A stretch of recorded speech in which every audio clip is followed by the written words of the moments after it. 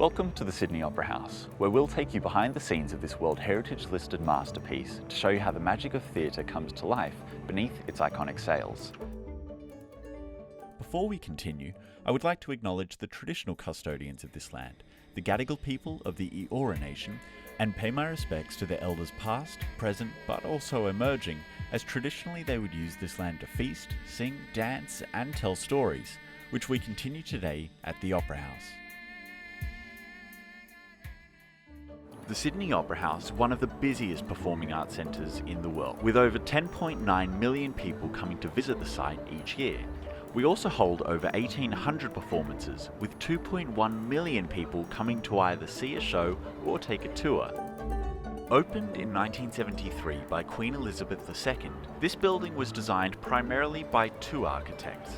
A Danish gentleman named Joan, who designed the exterior, and an Australian architect named Peter Hall, who designed the interior, we'll be taking a closer look at today. The monumental steps which we're standing on today were designed by Joan after the Mayan temples in South America. He wanted the idea of people rising from the ordinary into the extraordinary when they came to see a performance. How about we take a look?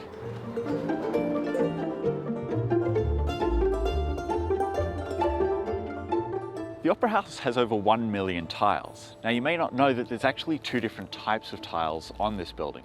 We've got these glossy white tiles which help to capture and reflect the light around the building, almost like ice, and then these creamier coloured tiles which manage to absorb the light a little bit like snow. The purpose of this is for the building to change with the different environments around it. On a bright sunny day, they gleam and glisten, and on a stormier, cloudier day, they take on that greyish, darker property, as you can see in the shadows. We're going to go behind the scenes now, places where performers like Julie Andrews, Jackie Chan, Bob Dylan and Prince have all gone before. As we walk through these doors, we're able to see where the performers would go, places not normally accessed by the public, to see what it really takes to put on a performance at the Sydney Opera House. This is the scenery dock to the Joan Sutherland Theatre. It's where we store all of our pieces of set and scenery for the opera and ballet performances we do on the stage directly above us. What distinguishes this scenery dock from others around the world is that we're actually below the stage at the moment. The reason for this is because of the exterior shape of the sails. It limited our ability to move set and scenery from the sides of the stage, and therefore we now bring it up onto the stage through the large elevator just behind me. I think we should go and take a closer look. When we're moving set, scenery, props, people, or even animals onto the Joan Sutherland Theatre stage, this is the elevator that does the job.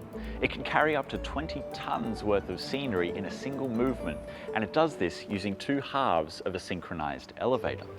Now this elevator is relatively new, installed back in 2017 as part of a massive refurbishment that we did of this venue. It was actually installed by the same company that had put in the original, a company named Wagner Biro.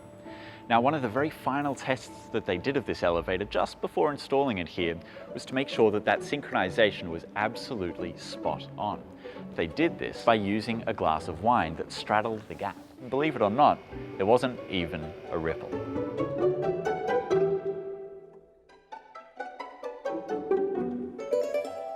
Welcome to the Joan Sutherland Theatre. At 1,507 seats, this auditorium is the second largest in the Sydney Opera House. Home to the Australian Ballet and Opera Australia, we've had some of the world's greatest singers on this very stage, including the great Dame Joan Sutherland, whom this auditorium was renamed after in 2012. She was known as La Stupenda by the great Pavarotti for her exceptional vocal capabilities.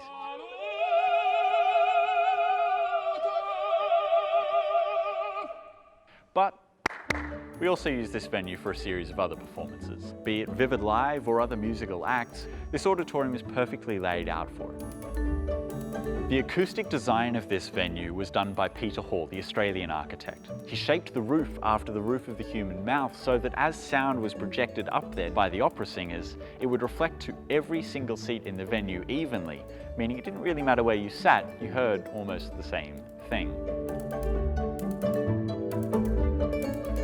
This is a stage manager's desk. A stage manager cues everything that happens during a performance, be it sound, lighting, marking an actor's entrance on stage, or even feeding those actors a cue if they happen to forget their lines. In order to do this, a stage manager needs to have a firm grasp on the script, as well as being able to read music. Certainly not the easiest job.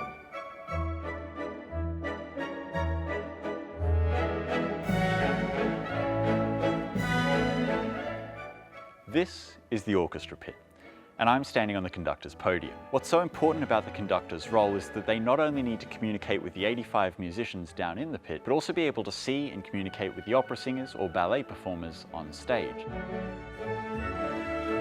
You may have noticed this netting. It's perhaps one of the most important parts of our orchestra pit, certainly the most important safety feature. It prevents any actors from falling off the stage and landing, well, amongst those beneath them. But its installation carried an interesting story. Back in 1979, we had a performance called Boris Godunov. It's a Russian opera with a lot of farm animals that we wanted realistically on stage, but there was no netting at that time. One of the chickens got a little bit frightened by the noise and ran straight off the front of the stage. With no netting there to catch it, unfortunately it landed on the head of the cellist sitting directly underneath. Cellist, rather frightened by this, chased the chicken around the pit, stopping everyone from playing, picked the chicken up and threw it back up on stage, where it landed at the feet of the lead soprano opera singer. It was a night to remember. You may have noticed this. It's a ghost light, and we've set them up on every stage around the Sydney Opera House. It has two functions. The first is practical, and that's that these lights help the first and last stagehand on and off the stage without falling, well, off the front behind me. However, it also has another spookier function. These ghost lights are also to allow the ghosts that roam around each and every theatre in the Opera House to allow them to see the sets that we have on stage so that they don't bump into them and wreak havoc overnight. The other function, however, is that these lights can be a beacon of hope. It allows us to see that the lights will not always be dark at the Sydney Opera House, and they will be coming back on nice and bright very, very shortly.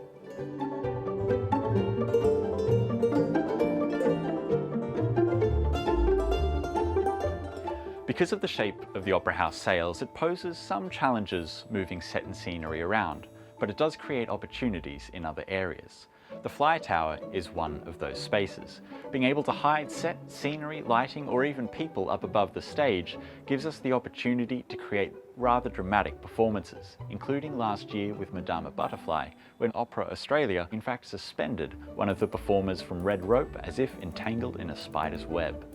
In late 2017, all the original machinery in the fly tower and grid was removed and replaced with modern state-of-the-art equipment.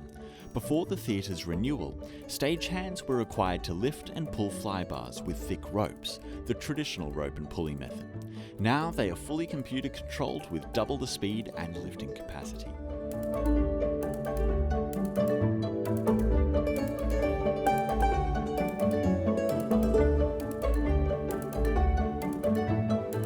We have 62 different dressing rooms in the Sydney Opera House and 2 large chorus dressing rooms for the orchestras. The dressing rooms are an important part of every performer's night, and if you've got a view, you know you're one of the stars.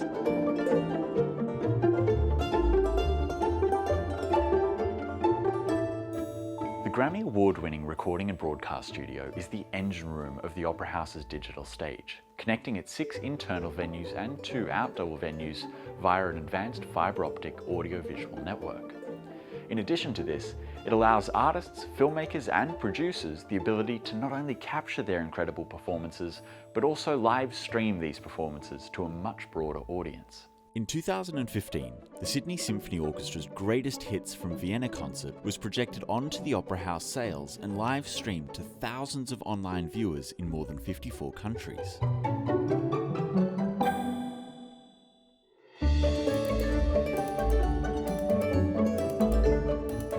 Even while our venues are closed, the show must go on, well, online.